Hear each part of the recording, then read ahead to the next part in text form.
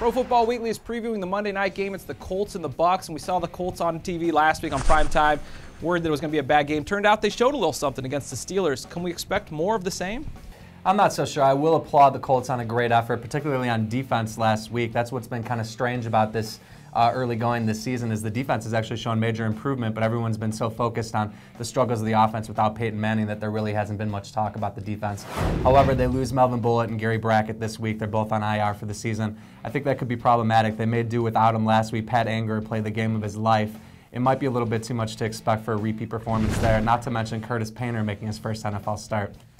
Good news for the Bucs that they might be facing Curtis Painter instead of Kerry Collins, but for the Bucs franchise, this game is very significant. They haven't played a Monday nighter since 2008, so this has big consequences for them. They're trying to sell tickets. They've had trouble selling out Raymond James Stadium. To get a big win on Monday night would be a big landmark for this franchise and Josh Freeman. The Colts trying to avoid their first 0-4 start since Peyton Manning's first season. You talked about the Bucs. That offense, even though they're 2-1, has gotten off to a slow start.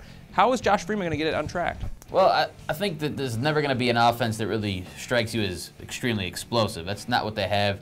They've got some young receivers. Preston Parker's been a surprise, as kind of coming on as a deep threat for them, which they lack. But really, I think what you're going to see emphasized here against a weakened front seven because of injuries for the Colts is LeGarrette Blount pounding the ball inside the tackles. As I mentioned, the Colts have made improvements against the run game, but I agree they could definitely be shorthanded in the front seven. I also worry what's interesting about this matchup, of course, the cover twos matching up against each other. The middle of the field, there should be some yardage to be had there, and I'm kind of worried that guys like Colin Winslow, you mentioned the young receiver who's been stepping up, maybe making some plays in the middle of the field for the Bucs. Yeah, they're going to need to get it going. The Bucs, like we said, 2-1, but need to have a better showing on that offensive side of the ball to keep it rolling. So what's the call? Who do you think wins? I think the Bucs are going to win. I think they're in a position where you're up against, again, Curtis Painter. On Monday night, there's going to be so much emotion, so much energy from the Buccaneers side.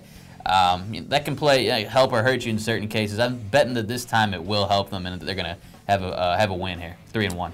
I'm with you on this one. I think the Colts have a lot of pride. They showed it last Sunday night. But again, Curtis Painter, first career start under center. Who knows what to expect?